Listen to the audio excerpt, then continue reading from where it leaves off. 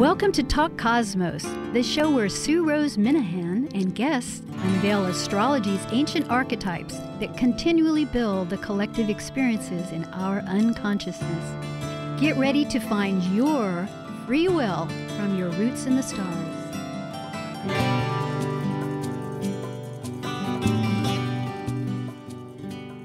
Welcome once again, Talk Cosmos, and we begin the second season in Aries as it starts the zodiac and the cycle, and a cycle of becoming. This season has another beginning, you might say, because in the last week we heard from the various guests that will be, talking during the month. And today really works out so perfectly to begin this Aries concept, because Aries is becoming, and it is the start, the breaking of the whole, the womb of the universe, of God, as in many languages. And it really gets back down to language, which has a lot to do with understanding. And I say this because the focus of today brings in another ancient, sacred, very sacred wisdom. And those two words, wisdom and understanding, are going to be a focus of how we're going to perceive this in depth with my guest. However, just to specify that Kabbalah, which is this study that lends a great significance of further understanding. And why? Because like astrology, it has wisdom, an understanding that begates, you might say, the very essence of our life. And astrology in itself has that focus because it takes the sky and it divides it into 12 areas of these developmental cycles. Well, there's many patterns of thought, but because these are ancient, in fact, it's said that Kabbalah transcends religion. It doesn't belong to one necessarily. It transcends race, geography, language, and it's intended for humanity to connect us and align us to light. Light is one concept, and you can think of this as symbolic or however, because language is, in its sense, a tool, and the depth of it is beyond really what we can fathom. But by speaking, by communicating, we can begin to perceive further depth. And we're going to talk about an aspect of Kabbalah, one of the letters that was in the very beginning of this comprehension, because it gives significance. By understanding this ancient wisdom, it gives significance to the other significance of becoming, of the Aryan spark of life, because it's breaking away and forming this identity, our self-identity. So just one thought from what I've read. I'm a student. I'm a student of astrology. I'm a student of Kabbalah on just certain terms. And from what I've read, the Hebrew word for letter means pulse, vibrate, energy.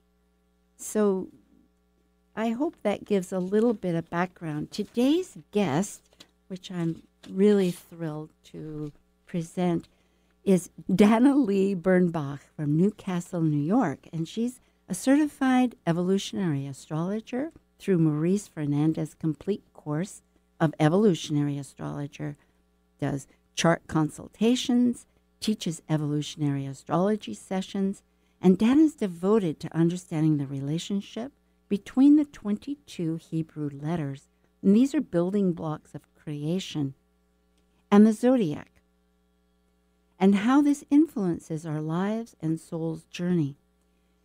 Dana is a pediatric nurse practitioner. She works with children and families in an outpatient practice in the Pleiades mountain area, and that's north of New York City. on the East Coast, and her professional experience spans almost 30 years and focuses on the care of babies and children with heart disease. And outside of work, Dana's passions include spending time with her cats, animal rights, including horse rescue. And you can certainly find Dana through her website, which is online on Talk Cosmos. So, hello and good morning, and good afternoon, good evening. Yes. Yes. Thank you. Good morning to you. Good morning to everybody. Yes. That was a very comprehensive introduction using language. Oh, good. To bring in the Kabbalah. Really tremendous. Oh, I'm glad. Well, because we have been conversing how to present this, and you brought up, I think, the most excellent idea that the story of creation has a significance because it takes out of nothing something, and it leads towards how the letter, it has some value, which we'll lead into. So perhaps that might be, I'll hand it to you. Yes. Well, I must say, what you just brought up about the Hebrew letter for the Hebrew word for letter is so interesting because it's fascinating because ot, the letters that make up the word ot, is the first letter of the alphabet, aleph, and the last letter, taf. So it's the beginning and the end right there. The first letter, which is really the first sephirah, first cause at the beginning of creation beyond what we even speak of, and then the last letter, which is associated with Earth, but also with Saturn. I mean, there's so many different associations that it really is bringing the beginning and the end together. It seems, just to give feedback, that theme, which is said in so many realms, like as above, as below, but it resonates over and over. And as I was reading more about the letter that will lead into, which is Hey, H-E-Y, although it's also H-E-H, it's very ancient, so it's gone through its own transgressions or transmutations. So, but again, because Hey itself, which maybe I'm leaping a little forward, but it repeats twice and has that significance too, as you say, above, bringing the spirit into the matter and the matter into the spirit. It's just really remarkable. It is really remarkable. I mean, really, Kabbalah, it means actually, it's a feminine noun, and it means to receive, or the reception. And it really is the innermost, I mean, it's referred to as the secret wisdom. It's the innermost, most feminine, most unknown of all the sacred studies, when you talk about the teachings. So it really is connected with that beginning, as you said, to the creation, where the vessels were formed that were to receive. We talk about the hidden light, yes, and the withdrawal of the contraction. Yes. And I'm not using some of the Hebrew words because I'm not sure if some of the listeners would understand, but there are special words that are referred to for that contraction. But it was really a withdrawal of energy in order for all of this to be able to be, for us to be here. It's really considered the ultimate love of the creator, a prime creator, to actually withdraw itself to such an extent just so that we can be here and exist, because that power is so, to say overwhelming is obviously something of an understatement. Yes. And the text that you and I have been sharing and speaking about together, particularly the Book of Illumination, speaks about in the beginning that initial creation created 10 vessels that were unable to receive. They weren't able to receive or give. And that was the beginning of the shattering of the vessels, and then a new creation had to be reconstrued, so to speak. So we're getting into a lot of the language within this wisdom talks about the dark and the light, and the shards of these broken vessels that a lot of our work here to do is to bring back together piece by piece. This is the Reformation. Unity. It's kind of a fixing. Yes, unification. And when I think of astrology, I think often, or I feel often, and we've been taught that it is that unification, which isn't just the physical with the mind and the heart of emotions, but the spirit too, and that link, that totality. And so this, going back to the contraction, because that is really, it lends into that, the feminine, which you're speaking, which you brought up, is so valuable. The further I thought about and think about this, because in Aries, as we were talking, one thinks that it's the forward motion, which it is. I mean, there is a breaking away, but in breaking away, for what purpose? And I think there's a real link, because as in creation, there had to be space. There had to be a space, just like one makes space in their life by breaking away and forging a new unknown path for new becoming of identity. And this, from what I've understood too with this, is that by making the space, it allowed because the creation itself actually speaks of fragmentation. I mean, creation is like, what are you creating? Because creation itself, the nothingness of all, if we think of on any terms of that, doesn't need to be recreated, because it is. So anything that's getting created needs a space of its own. So it makes sense that it has to be withdrawn, and that because I think really, pardon me, but I will bring up that if I'm jumping around between different thoughts that we have brought up, in some ways, when I think about it, it is like creation. It just, there's a little of this, and you're right, a little of that, and it just all makes sense. But like the womb, of the birth, and the mothers, which also will relate. Yes, I mean, it really is. Everything, from my understanding, all of this that we can even speak about, and we talk about the zodiac, we talk about the signs, everything that we know of or can even comprehend, understand, is from Binah. That's the highest of the supernal sephirot of the tree of life.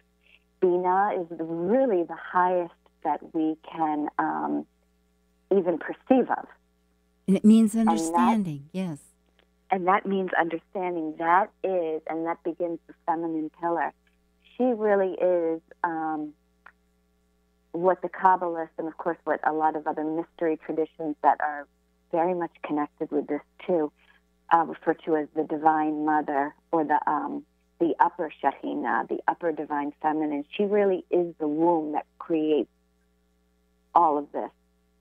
Yes. This universe, time, space, the soul. Well, she is space, but the time element also is really between Chokhmah and Binah, wisdom and understanding. That space within is time, then space, and then the universe and the soul, and that's where the zodiac comes in. And all the planets, of course, that are associated with her, Saturn, and then beneath her, we get into the others. The uppers are really what's the mystery? Beyond we can talk about, but it really is beyond anything that can be perceived through our minds. And that relates, thank you for saying, yes, that relates so well to the whole mystery of why we would even want to consider, peering into this, because you're right, not everything can be explained or even immediately, because from what I was reading, wisdom, the very first of one way to consider this nothingness that we all came from, that all did come from, is nonverbal. And so the understanding of it is where it begins to separate, and it's that creation, which is, as you say, Binah, B-I-N-A-H, for those of you out there, and the tree of life, which we haven't mentioned. And I do appreciate, I mean, I will say to our audience, there will be language here, words that perhaps you're not necessarily connecting with, but we trust between Dana and myself will try to convey how it relates and all that. So, I mean, this is really like peeling an onion, and it feels so amorphous in the beginning, and it really is. It's a cyclical, really circle, like the zodiac. It is really a circle of understanding, and it takes time. It's not a linear. Even the tree of life, the way it's constructed, my sense is, and from what I've also started to receive through reading, is that was conveyed to us because that's a way that a layout that we can understand, but it is actually not necessarily really the way it is. So it really is not, it's really a circular kind of wisdom. It's very interrelated. It's really based in the receptivity. Yeah, it really is. It's really when you're able to receive certain things. So for people not to get too frustrated. And so it's that's a very different process. Well, it's a beautiful way to kind of refocus on this new definition. And that's why really I'm so excited to bring this topic, this whole subject up, because we're looking at Talk Cosmos of what's the real intention and trying to dive down a little beneath, not a little, maybe a lot, into what it signifies. And so being receptive, of course, when one begins becoming a new identity, which is, let's say, what the Aryan, the beginning, not Aryan, but the Aries first, cycle is, one must receive as one goes along into the unknown. So it's part and parcel, and it changes that interpretation of what we might have of, because so often we think of it as just masculinity. But in the tree of life, as you have said, it's on the column that's feminine. And I will just quickly say, too, that these columns have been represented as maybe the light bulb, because a light bulb, and because it is all integral. I mean, it's integrated. There's in a light bulb, I guess, a positive and a negative charge, and then there's a neutral, which in a sense is a good analogy for the tree of life with the three columns. And together it ignites, it turns on the life. I don't know about ignite, but it's whole. The light. The light's on. Yes, and that is, yes.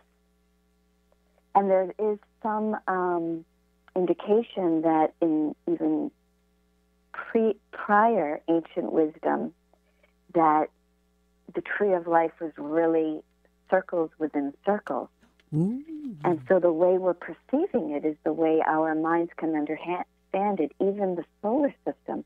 And of course, the 7 planets have connection with the 7 double letters and 7 of the 10 sephirot beneath the supernals, that even the way we see it is just what our mind can perceive. Oh, boy. That they're really, really, we're all interconnected much more closely than we would really believe. So there's interesting attributions to Aries, because Aries is associated with Adam, the first man in Genesis. Call in Genesis, it's a different term in the Hebrew. It means at the top. It means something a little bit different, but that Adam came from that highest realm called Atzilut, which means nearness, very close to God, Creator, and it's the fire plane. It's associated with fire. The head, yes. Yes. Like Aries, yes. Like Aries. And yeah, there's so many very interesting different connotations. So that's one aspect of Aries. But yes, because of the connection with Aries and Mars, it falls on the feminine side of the tree of life, that feminine pillar, which is all about withdrawal, contraction, and what they call severity and judgment.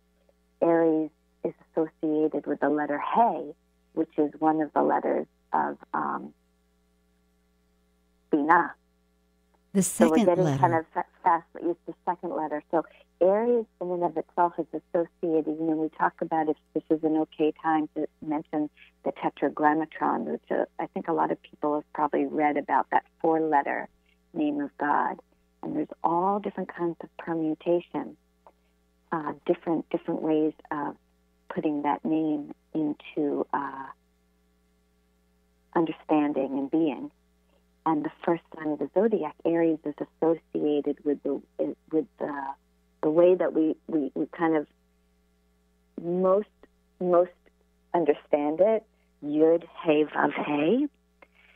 The first letter, Yud, is associated with Chokhmah, that second Sephirah, but Binah, the sign of really the mother, the womb, but also of differentiation, right? Because through birth, through Binah, everything comes into Understanding. Form. Understanding and form.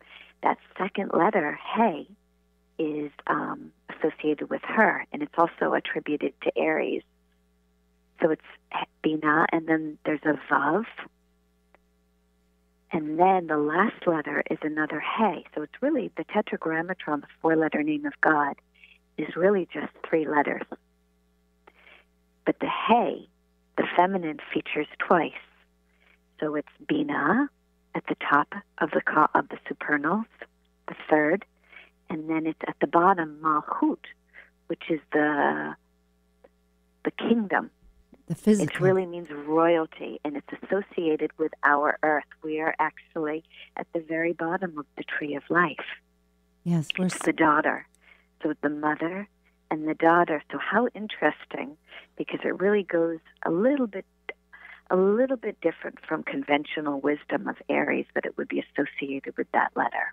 Well, it does reinforce again in a conceptual way that from understanding of this wisdom of the nothingness of the, and I'm using different language here, of the all, that however one associates that, for their own private purpose, comes into the form of the physical that we know and that we live in. And so it is so connected that it would make sense, like the alpha and the omega and on and on. And I'm thinking, too, in a lot of the language, it's translation. It's that's where it is, where I was reading, be kind with, let's see, how was it? Be kind, wisely understand in kindness. Or, trying to relate the two, because people, in other words, with heart. So that, because even in the language, I think many things have been interpreted as differently, let's just say. But this fact of the fire with the head that Aries rules and understanding that you bring up is integral to the very name of this unknown factor, really is adds to the whole significance of our path. That yeah. I mean, it's if somebody is looking at the tree of life, that glyph as a tool, if you see Binah, which is associated with Saturn. Saturn is associated with Binah, the opposite. Underneath Binah is Gvura. This is the feminine pillar, which is associated with Mars.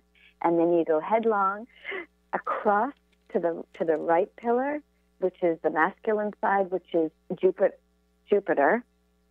associated with chesed or gidulah, the great one.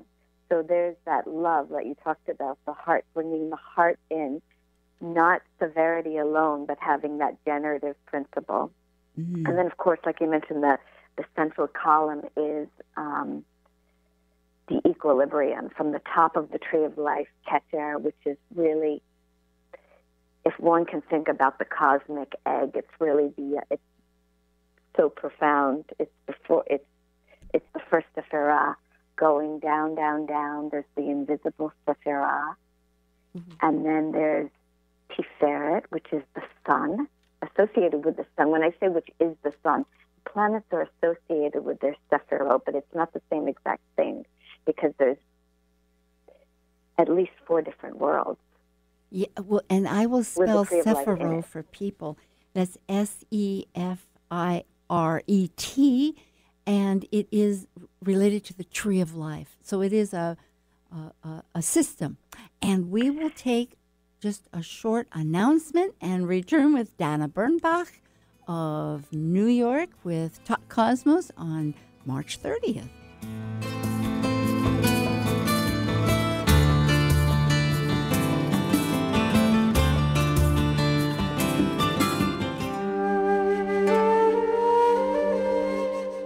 While we take a break from this week's edition of Talk Cosmos, let's take a look at this cycle's archetype.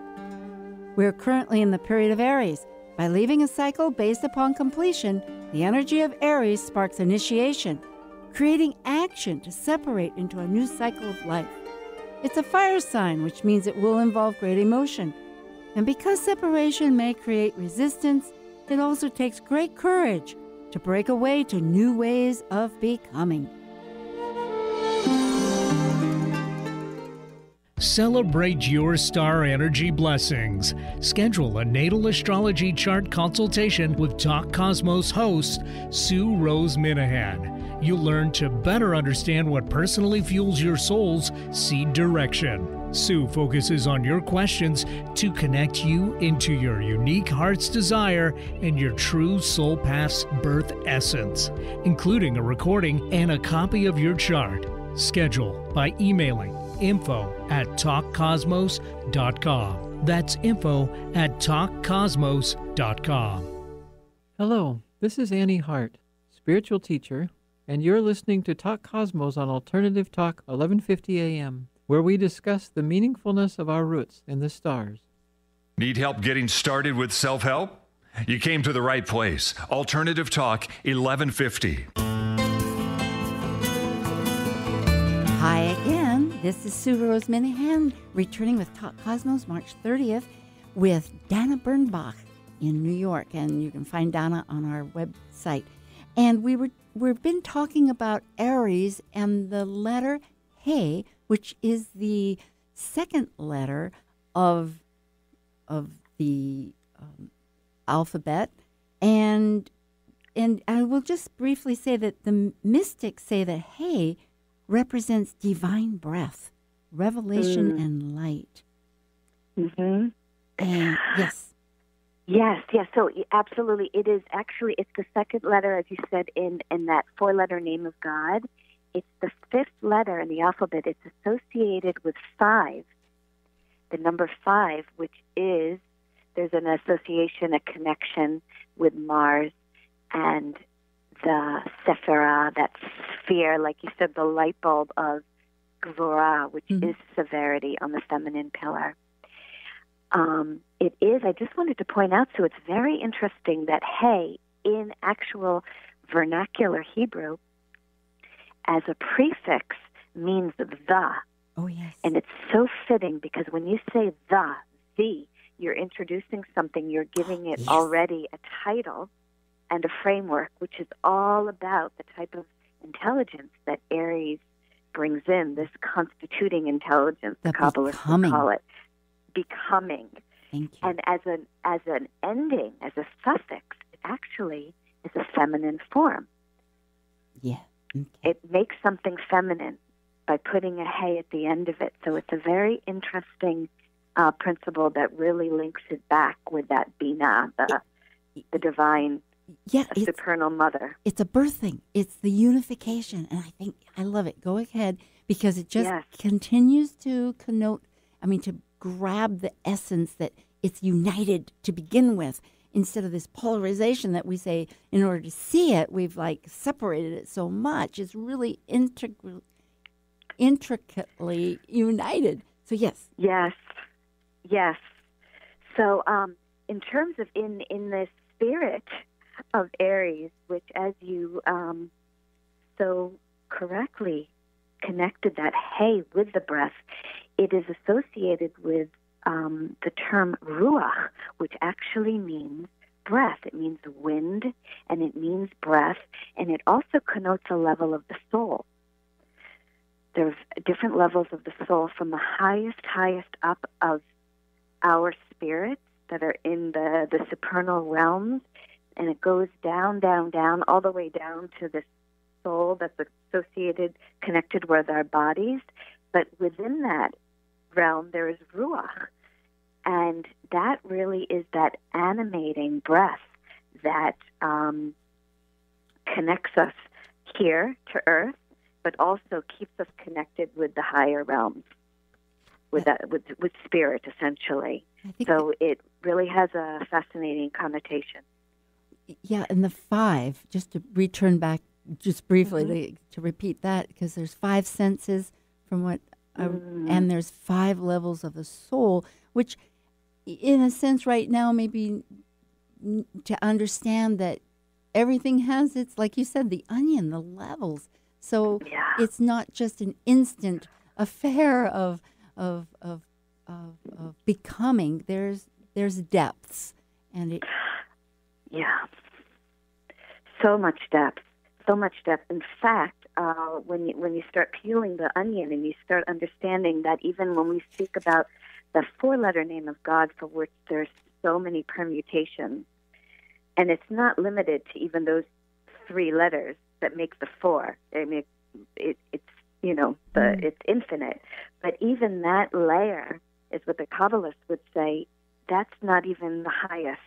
That's when we get into, and in the spirit of Aries, I just wanted to sort of give a very brief framework, constitution for this wisdom in terms of the letters. Talks about 3 mothers. There are 3 mother letters within the 22-letter alphabet, 3 mother letters that gave birth to 3 fathers, which emanated the 7 doubles, because these 7 double letters, they have dual pronunciation. Of note, those 7 doubles are associated with the planets, the 7 planets, before up to Saturn. And then there are the 12 simples. And the 12 simples are the signs of the zodiac, associated with the signs of the zodiac. And Hay is the first simple, Hay, which Aries is associated with, which is the first sign of our zodiac. So just really to just scratch the surface, but to give a little framework for people if they're interested in finding a doorway to pass into, to come into this. It really is the 3 mothers, the 7 doubles, and the 12 simples. And pick your entryway. So fascinating to see the replication of thought, that really when we search back to understand how our ancients thought of the world, because there was great wisdom there. When I think of double letters, the significance, again, that's like the beginning and the end, because you start with an idea, and then by the time you end with an idea, it's the same idea but on a different terms. And besides, when you start, you're pushing forward, and when you end, you've created something as that birthing. And it makes sense too, really, to me, to think, maybe backwards of how we've thought, like, where's the chicken and the egg, the beginning? But if something is birthed, everybody has a birth system, right? Nobody was born without being birthed somehow, and the universe keeps replicating, whether it's flowers or any form of life here has its sexual nature and of the unity. There are a few amoebas and there's different things that are asexual, actually. But there's still that cloning has, well, it's very fundamental. That's what I'm saying. Yes, yes, and in this wisdom, the erotic symbolism is rampant. That's the language that he uses, and even in asexuality, they would say, the Kabbalists would say that is sexual. There's all sorts of attributions to Yesod, which is the sephirah of which the moon, our moon, Luna, called Levana, also in the Hebrew is associated with sexuality, and there's an inner and an outer, and a passive and an active. So there's so many levels just within that. So even in asexual replication, it's related.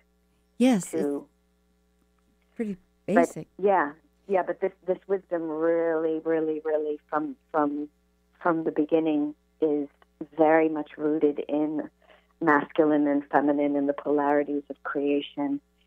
That must be a really important part for us to begin to comprehend. Is I think at least the thinking persons in this are feeling, or this, it's becoming more common, to put it that way, for people to realize that our concepts of masculinity and femininity are altering to be more unified in a holistic form. And I'm looking at the word "hey" when I researched. There was this.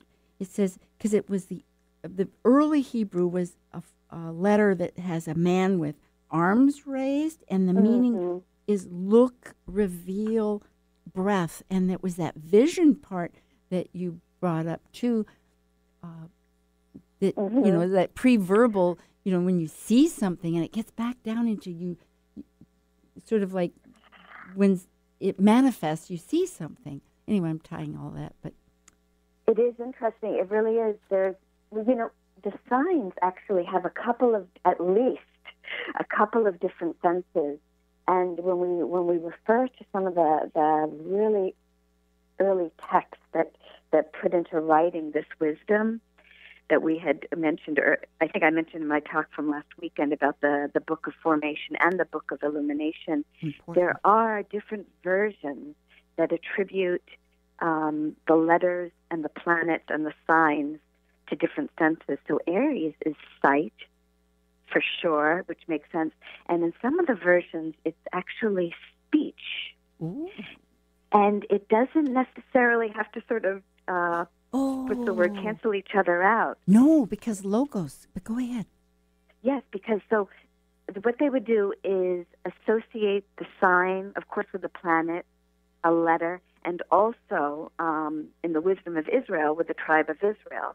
And there's two different tribes that in these different versions, Aries would be associated. In one with the first tribe called Reuven, and the root of that word is ra'ah, to see. That's one. And then in another version, Aries is associated with Yehudah, Judah, which actually means the tribe of Judah is to give thanks, which is all about speech. So, and they both are a form of, I think, that constituting intelligence, that categorization, differentiation, everything that really has its roots in Bina. Well, going to that thought, wisdom, going back to the wisdom and then the understanding. How does one understand? If Bina is the value of, it comes from the wisdom, and it has the value of 5, which has to do with senses. The vision is a sense, sight, and sound, speech. But it's before even the sound, because we know Aries is the pre-verbal. Thinking in those terms. It's still, you can name, you can categorize, as you said, you can label things, the word. And interestingly, getting that to the letters, which returns to the idea of Kabbalah, because in the very beginning, there was before creation itself, it was this idea that Kabbalah, that's why it doesn't belong to any religions, is that because it had the this Sefer, Seferit for those folks, the tree of life, with this distinction, and then think here, Sue. All of a sudden, I got lost in that tree, the big tree. Yeah, It.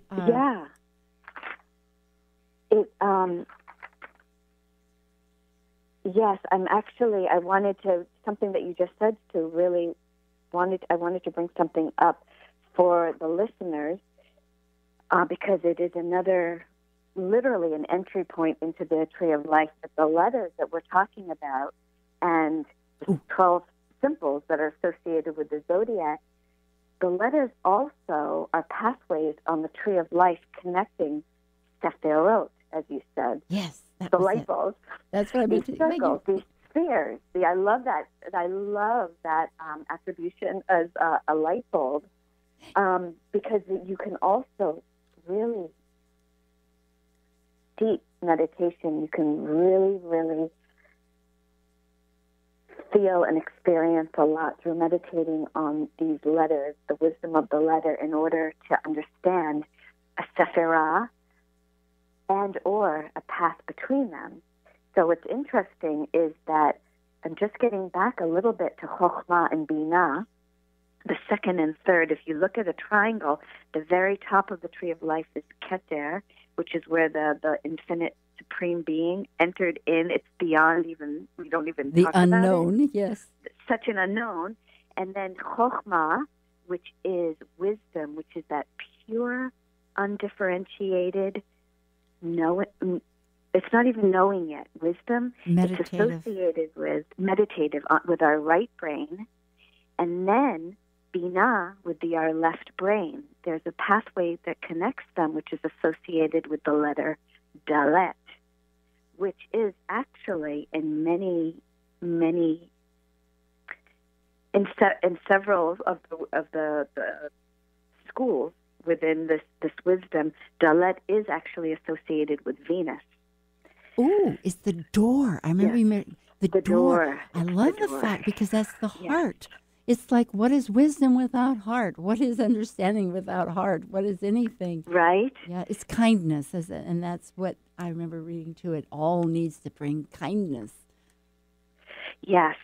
So it really is. You are absolutely really grasp such a good feel for the letters because Dalet is the door, and Hey is actually a Dalet with a Vav, which means and in Hebrew. Vav can be a connecting article that means and it's also a hinge.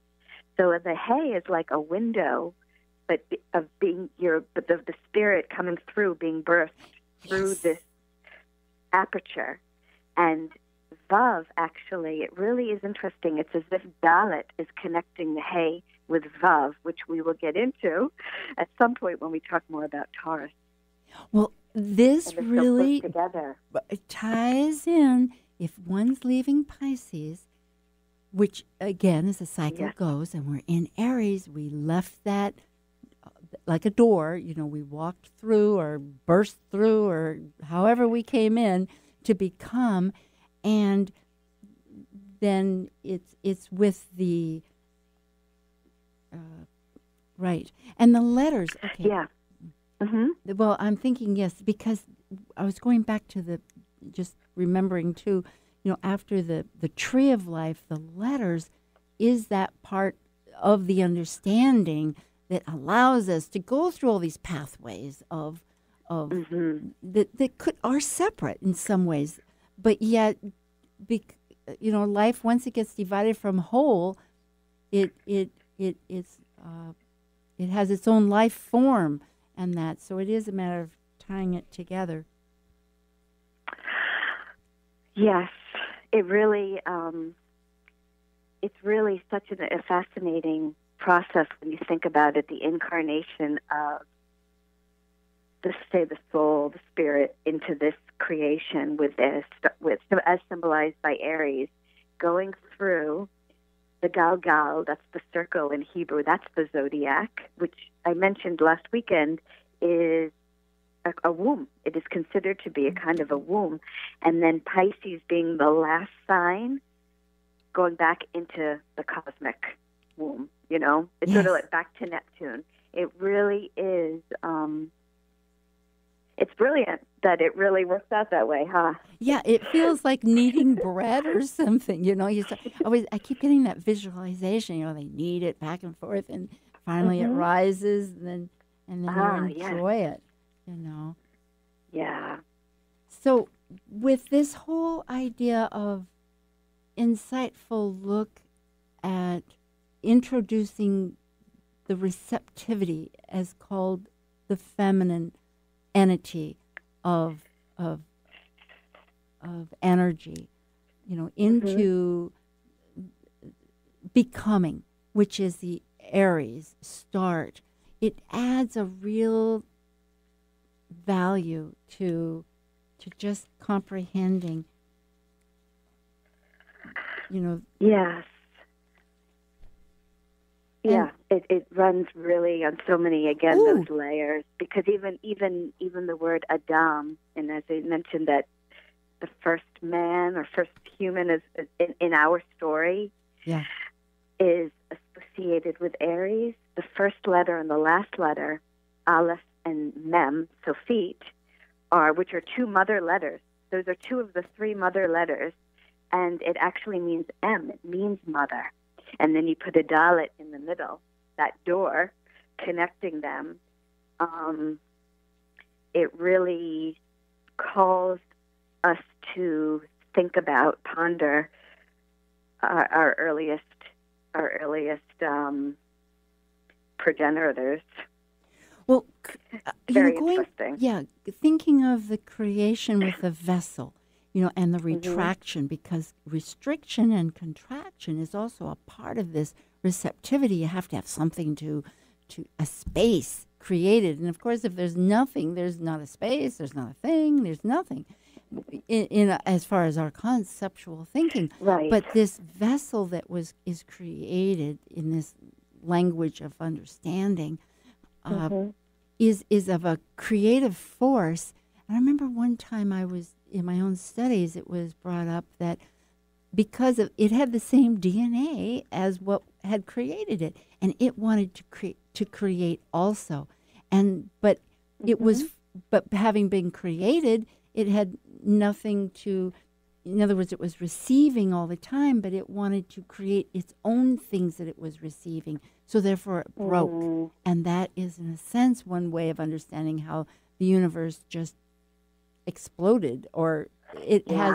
That's one idea. It exploded. Another one that was a cosmic egg, and it burst. You know, but it does relate back into our kind of thinking of becoming and the whole conceptual way that, you know, just like a house, if it's filled up, you have to make space in order to put something in. Yeah, that really is an apt motif. It really is a language of the will to give. It's really based on my understanding, and I think you really brought this to a great kind of synopsis. The will to give and the will to receive. And the creator, as we know it, is the will to give. And creation is always, we sort of tend to perceive it as the will to receive, Kabbalah, which is for sure. But we as human beings are here also to learn both, to give and to be able to receive, to be a pure vessel for that light, and also learning the power of bestowal, to give. Oh, thank you. Thank you. And that is Dana. part of that reformation. That's such a very, not the best word, but this sort of, the repairing of the vessels is being able to do both. That's part of it. You know, it's basic to so many teachings, but really, why? Because it has this sustaining. It's sustaining when one can have resources that we manifest and we can present, to offer, because not anything that's finite never has completion. I mean, we don't have all the talents in one person. It's like this conversation. It needed you. You know, I need Yeah, we have our infinite aspects, but here, what we're doing, we are in a finite vessel. Let's see, Yes. those two books too. There's so many books. Like if one is like you had mentioned, and so because we're going to take a little. Well, I'll take a little break at this moment. Not a break, but just make an announcement, and then we'll have a few more minutes before to follow up. Because next week will be for our audience the second talk for in Aries, and the guest for next week returns will be Gemini Brett. And Gemini Brett is a shamanic storyteller, and he seeks the signs of the messenger's mind. And he's known in cosmic circles as an astronomy of astrology expert, mystic mythologist, and he loves to talk about what he calls Earth astrology, involved with so many as a speaker and his own lessons. So it'll be exciting. We're going to be discussing Chiron that's in Aries. But that'll be April 6th. And interestingly, we are starting this talk tonight with Dana Bernbach in New York, an astrologer and Kabbalah student. And we'll have a repeat show on Thursdays at 6 o'clock in the morning. Now, Seattle isn't changing our time anymore, so it's going to be daylight savings time until the powers that be vote it differently, but that's how it is.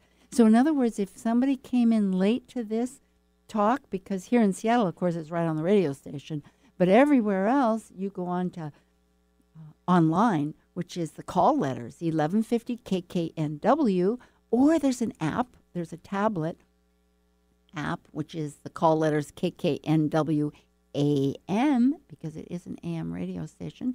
They have a little listen button, and voila, you can listen to it live. So that live time is going to be twice. Well, the repeat show will be on April 4th, a Thursday at 6 o'clock in the morning. But I'll be getting that on our webpage site too. So with this said, now we can return. We have 3 minutes, Dana. I think it's 3 minutes. Our wonderful engineer here, Benny, is giving me 3 fingers, and I like that. 3 mothers, 3 fingers. We're doing well. So we have a few minutes to finish up our talk.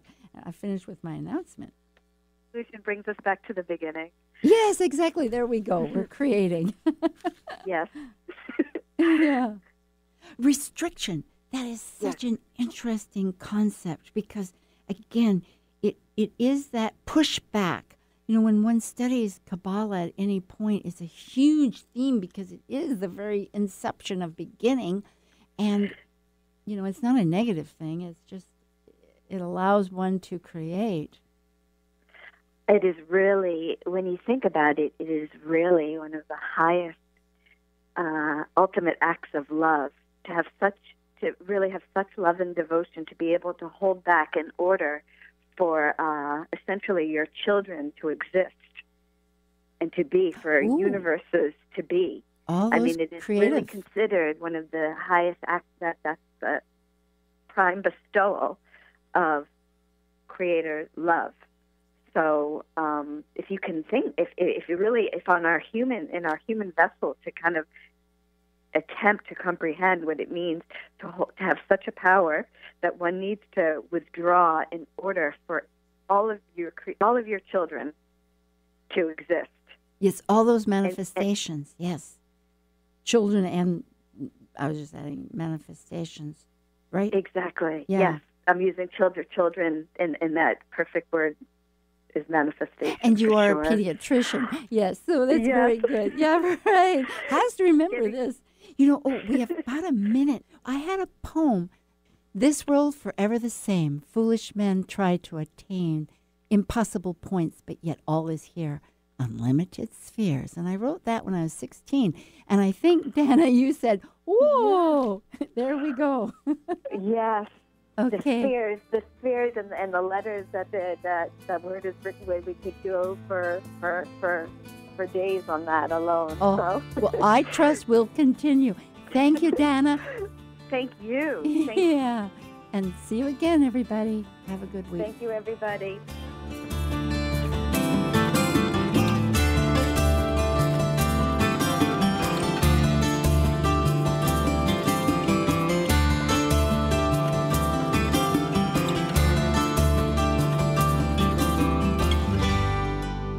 you for listening to Talk Cosmos, the show where Sue Rose Minahan and guests unveil astrology's ancient archetypes that continually build the collective experiences in our unconsciousness. Be sure to tune in next Saturday at 6 p.m. to continue finding your roots in the stars.